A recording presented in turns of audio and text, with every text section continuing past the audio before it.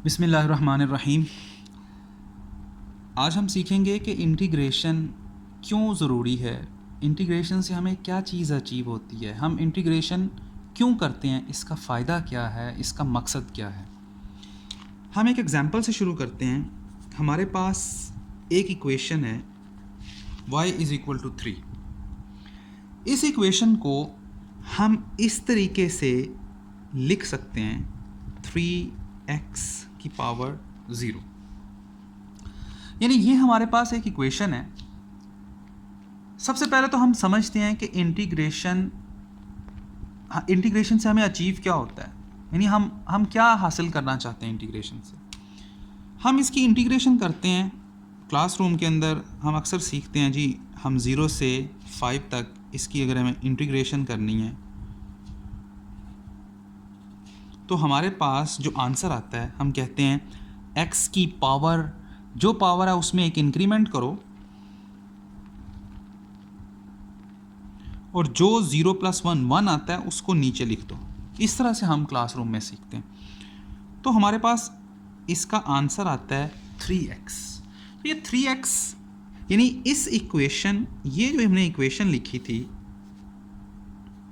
यानी बेसिकली ये इक्वेशन थी, इस इक्वेशन को हमने इस तरह से लिख दिया। इसकी जब मैंने इंटीग्रेशन की तो मेरे पास जवाब 3x आया। तो ये 3x से हमें क्या चीज़ अचीव होती है, हम ये आज सीखने जा रहे हैं। तो हमने ये कहा कि सबसे पहले हम कहते हैं कि इक्वेशन है, तो इक्वेशन को आप ड्रॉ करके दिखाएं, ग्राफ इसका बना के देखते हैं। मिसाल के तौर पे मेरे पास कुछ इस तरह से हम एक टेबल बना लेते हैं। मेरे पास कोई वैल्यूज़ हैं x की और ये है वैल्यू y की। हम यहाँ पे x के अंदर कुछ वैल्यूज़ पुट करते हैं। मैं कहता हूँ 0 1 2 3 4 5 6 7। तो हम अगर x की वैल्यू, यानी इस इक्वेशन के अंदर x की वैल्यू अगर हम 0 पुट करते हैं तो y का आंसर क्या आएगा। तो बेसिकली 3 × 0 की पावर 0, 0 की पावर 0 बेसिकली 1 होता है। तो आंसर क्या आया 3। तो 0 पुट करूँगा तो y क्या आएगा 3। 1 पुट करूँगा तो y = 3 × 1 की पावर 0। किसी भी यानी x की कोई भी पावर अगर हम ले, x की 0 पावर लेते हैं, x की कोई भी वैल्यू उसकी पावर 0 लेंगे तो आंसर क्या आएगा 1। तो अगेन आंसर हमारे पास 3 आएगा। अगर हम y के अंदर 3 × 2 की पावर 0 यानी x, यानी 1 के बदले भी 3 आंसर आया, 2 के बदले भी आप देख सकते हो 2 की पावर 0 1, 3 × 1 3 आंसर आता है। यानी हम ये कहना चाहते हैं, जो कि हमने थोड़ी देर पहले भी अभी ये लिखा है लाइन, कि y = 3, यानी x की कोई भी वैल्यू पुट कर दो तो y आंसर हमेशा हमारे पास 3 आएगा।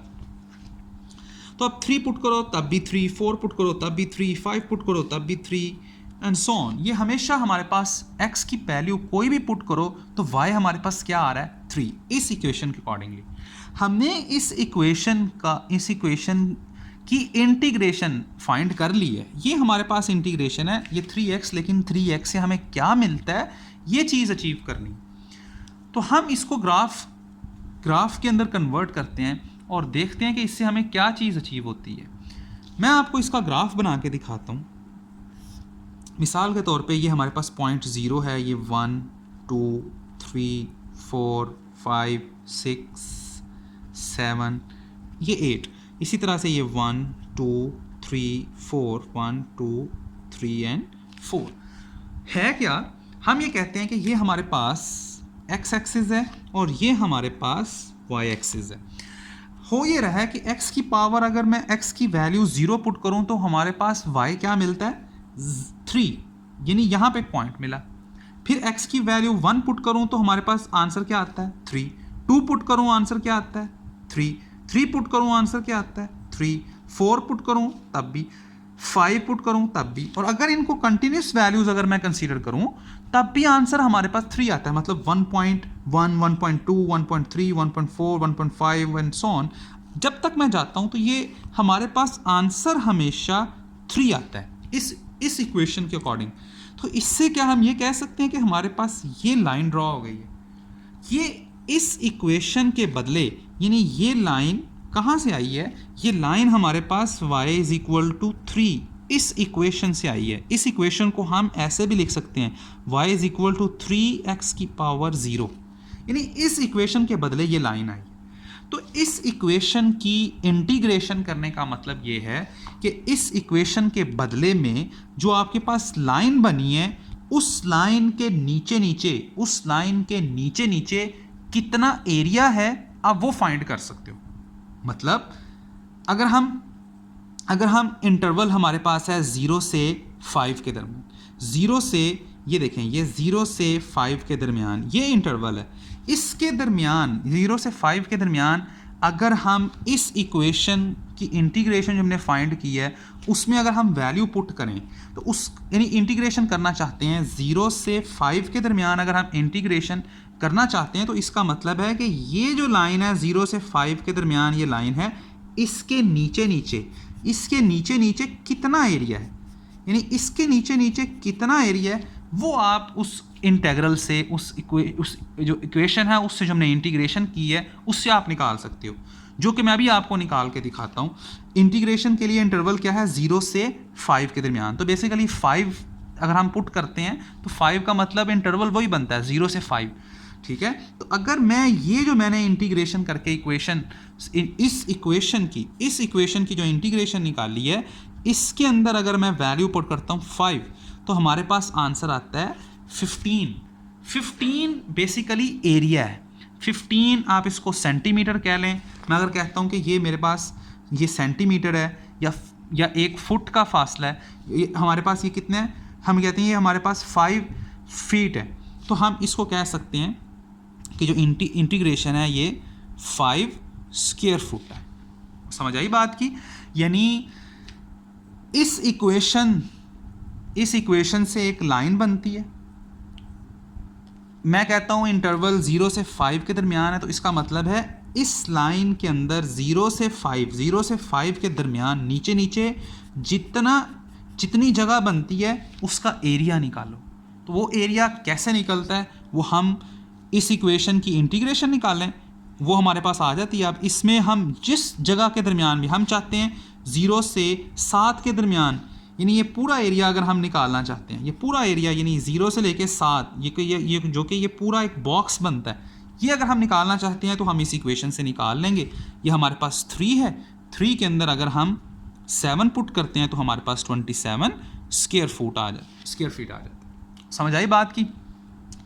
तो अब ये तो हमें बात समझ आ गई है कि इक्वेशन के बदले में, हर इक्वेशन के बदले में एक लाइन या कर्व कोई ड्रा होता है।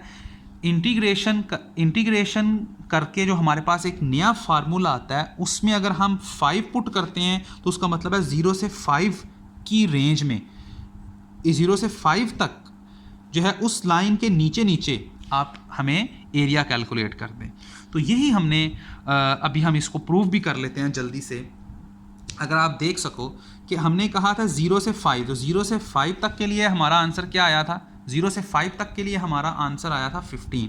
तो क्या आपको स्क्वायर बॉक्स का एरिया निकालना नहीं आता? हमें तो ये एरिया निकालना आता है।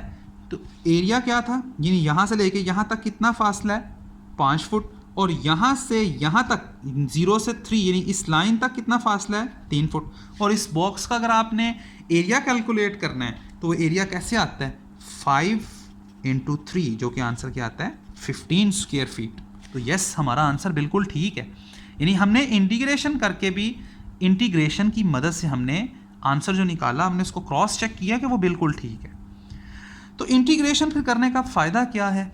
तो ये अगर आपके सवाल अगर आपके जहन में आ रहा है तो इसका फ़ायदा ये है कि इंटीग्रेशन आपको उस वक़्त हेल्पफुल होती है जब इक्वेशंस कुछ इस तरह से हों, यानी इस तरह से कर्व्स डली हों या इस तरह से कोई इक्वेशन है। तो फिर अगर हमने 0 से ये हमारे पास इक्वेशन होगी, इस तरह की कर्व के लिए हमारे पास कोई इक्वेशन होगी, उसकी हम इंटीग्रेशन करके इंटीग्रेशन का फार्मूला निकालेंगे।